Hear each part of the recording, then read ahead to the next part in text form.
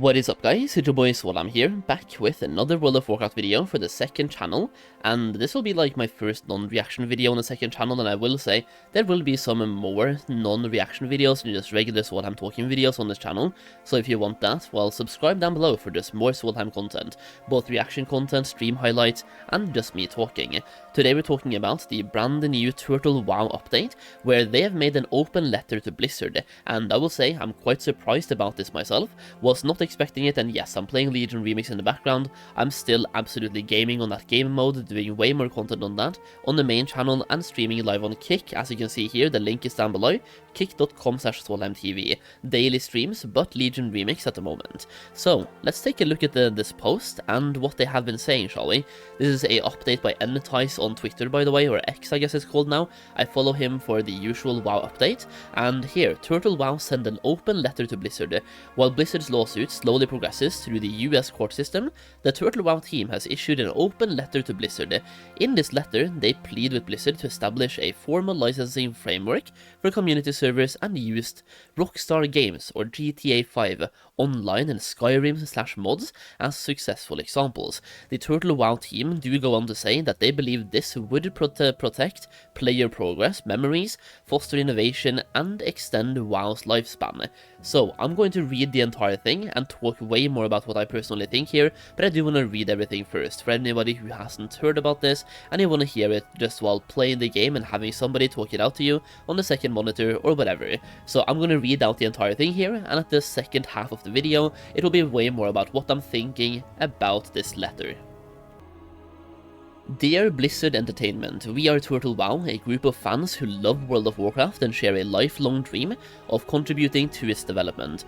Mysteries of Azeroth, our current content expansion, is a collective effort of our community members, writers, developers, 3D modelers, composers, voice actors, game designers, artists, and radio DJs, each pouring their soul and skills into creating an environment where others can experience the vision that we all share through expanding and adding on to the universe you have created.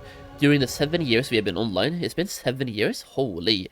We have been working towards finding the right recipe to add an element of replayability to the natural progression of an MMO world. Every update brings fresh areas to explore, new ways to engage with the game, and leveling challenges that require players to approach the experience with creativity and strategy, while the hard-earned progress they have fought for remains valuable as the game continues to evolve. That right there is Classic Plus, by the way. The response from our community has been nothing short of positive and heartwarming. Our players have consistently expressed that Mysteries of Azeroth feels like a home that always welcomes players back. Many successful games have a modding community. It is a part of a gaming culture and a testament to the game's quality and the community's passion. The World of Warcraft modding community is flourishing, and as more tools becomes available, it will only continue to grow. Everything your devoted fans create enriches the game universe with diverse perspectives and innovative ideas. Your storytelling has inspired this creativity, and we hope that Blizzard embraces fan-driven content as its own legacy, rather than alienate this passionate community. Unfortunately, unlike other studios, Blizzard does not yet have a framework that allows projects like ours to operate without risking legal conflict. With that in mind, we respectfully ask that Blizzard consider establishing a formal ecosystem for licensing fan-run community servers.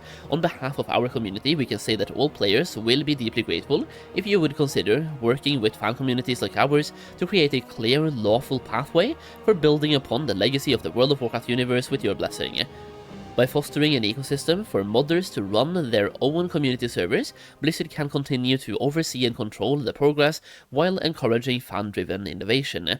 This approach would not only enhance the gameplay experience, but also strengthen the bonds between developers and players. This one is massive, by the way, ensuring that World of Warcraft remains a true home for everyone who loves it.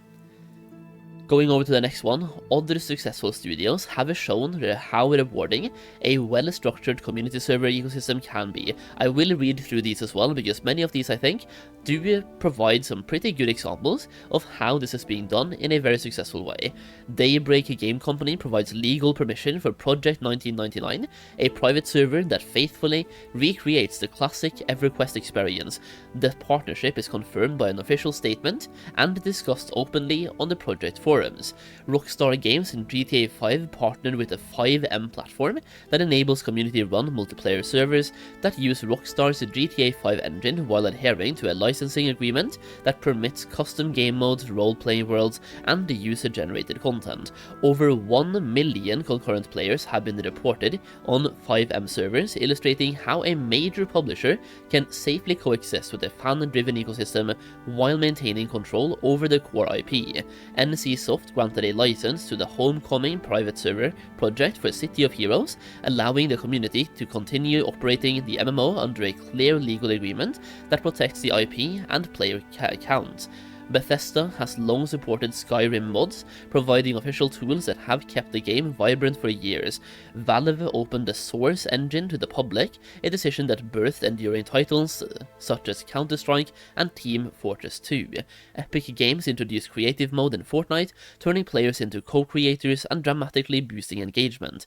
Epic also released the source code for Unreal Tournament 99 to the community, allowing fans to continue development, produce new mods, and distribute classic builds through sites like oldunreal.com, thereby demonstrating that a major publisher can safely coexist with a fan-run ecosystem. Microsoft/Mojang allows third-party servers such as Hypixel, Mineplex, and many others to host multiplayer experiences built on the Minecraft engine. These servers operate under a clear licensing regime, generating massive player engagement and extend the life of the core product while remaining fully compliant with Microsoft's IP policies. EA and Star Wars Battlefront 2 cooperated with the community project Kyber to fix server-side exploits, and its lead engineer later joined EA itself. Although no formal licensing announcement exists, this cooperation illustrates how a publisher and a fan-run server can work together on security and stability. Next up then, these examples illustrate that when a clear licensing framework and technical safeguards are in place, fan-run servers can extend a franchise's lifespan, fuel low-cost innovation, and strengthen the brand, all while respecting the publisher's intellectual property and security requirements. Why it matters to Blizzard. A licensed framework for fan-run servers would extend World of Warcraft's active audience by bringing back players who have drifted away from the official game in search of a niche experience or experiences that mainstream releases cannot accommodate. Community-crafted mods fill those gaps, offering gameplay that appeals to smaller, passionate audiences. This is not only keeps the overall players base larger and more diverse, but also gives Blizzard a source of successful concepts that can be identified and integrated into future official content. We are open to any licensing structure that fits Blizzard's risk management and financial guidelines. Should Blizzard wish to move forward, we stand ready to adapt and meet whatever technical, security, and data privacy standards you require. The Turtle WoW community. For the past 7 years, our players have poured countless hours into building characters and stories that make Turtle WoW feel like a living, ever-changing world. Those memories and progress are priceless to us and to the people who call our servers home. A licensing framework would give them a permanent, protected home, so every character and memory can continue to live on without the fear of being lost. We look forward to the day you embrace this opportunity and would welcome the chance to begin a dialogue, offering any support needed to bring this program to life. Thank you for considering our ideas. We hope to find a resolution that will be the best for the game and the gamers. Turtle WoW team. So, first of all, I am a little bit surprised. I did not think this was gonna happen. I simply thought that the people behind Turtle WoW would simply just ignore everything and keep doing what they're doing. I personally think they're making too much money. Like, I thought at least they were making too much money to even want to work with Blizzard in the first place, if they can somehow avoid it and also just stay in Russia, for example, and not be in trouble. This right here to me shows one of two things, could be multiple as well, or a mix of both. It could, number one, simply be that Shenna or Torta or everybody behind the Turtle WoW team simply wants the best for their community and also wants the best for the game itself, or they are afraid of the lawsuit. Like, maybe they actually are afraid and the lawsuit is bigger than we think. I mean, it might actually be.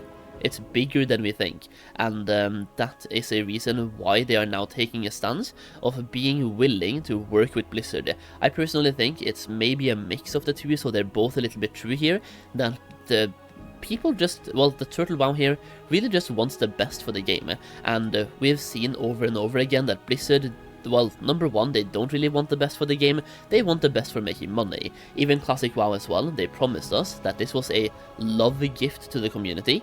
There would be no boosts in Classic WoW, no WoW tokens in Classic WoW, and when TBC was announced, we literally got smacked with a boost, a paid mount, and also WoW tokens in Wrath of the Lich King. So basically, they gave us a little bit of what we asked for, allowed us to have fun for a year or two, and then they started monetizing the ever-living hell out of our fun. So to me, it just feels like Turtle WoW has done a lot of the right things here by not promising one thing and giving you something else. But either way, this right here, I personally think, is the best move for Blizzard. Partnering with not only Turtle WoW, but private servers in general. There's a reason why players seek out private servers. They offer something Blizzard doesn't, and they offer a, well, Blizzard likes to call it inferior gameplay experience, but there's a reason why people choose it out. For those people, which many content creators included by the way, Turtle WoW is a superior experience to Classic WoW. A couple of dudes in a basement make a better product than a billion-dollar company. Multi-billion-dollar company, by the way. And still, a couple of dudes in a basement can make a better game because they're passionate about the game, they have free reins to do what they want, and they don't add nightmare incursions to Phase 3 of Season of Disappointment. You know? It's actually good. They're following the vanilla WoW storylines, expanding vanilla WoW, and just keeping the game the way it's supposed to be, not running circles, picking up objects, and leveling at record speed. And the thing is, I really like, first of all, I think partnering with Turtle is the best move for gamers and for Turtle WoW. And here is the, like, somehow subjective, maybe hot take. I think it's the best move for Blizzard as well. Because Blizzard, like, let's just say they are able to shut down Turtle. Which I don't think they are, by the way. But let's just assume that they are. What is gonna stop anybody else from making Dino WoW, Squirtle WoW, Charmander WoW, Reptile WoW? Like, the second Turtle gets shut down, somebody else makes the exact same thing. Torta can even send away some copies of everything before shutting it down. Or, people already know the game. They can recreate this and keep, like, you can, it's a Hydra. You cut off one head, 2 more spawns. You will never kill the movement. Blizzard can take down Turtle, but in the grand scheme of things, that will matter 0. So the best thing for Blizzard as well is to partner with these servers and to make sure that instead of them making money on the side and being illegal, get them into the Blizzard ecosystem, get these players to have an active sub, and that way Blizzard monetizes these servers and they make money by doing literally nothing. All they have to do is go into work every single day, drink some coffee, oversee these servers, get paid, and that's it. The players are now the developers. Blizzard loves firing people. They could fire everybody and just let players develop their game for them and have a couple of people on the higher-ups just oversee things. I'm just saying, like, Blizzard has been loving firing people recently over the last few years. I'm just saying, turn your players into unpaid developers. Easy. But yeah, like I was saying, not only is this the best move for the community itself, for Turtle WoW itself, but it's also the best move for Blizzard, because they can go again, they can do a lawsuit against Turtle, another server will appear, and we already have Epoch, for example, we have Bronzebeard, we already have too many servers, and once again, if they do manage to shut down Turtle, we will get a copy of Turtle under a different name popping up a few months later anyway. So in the grand scheme of things, that lawsuit will do absolutely 0, the way I'm looking at it at least, from my point of view. There's nothing that's gonna happen here, and even if it does, like, yeah, like a copy just spawns anyway.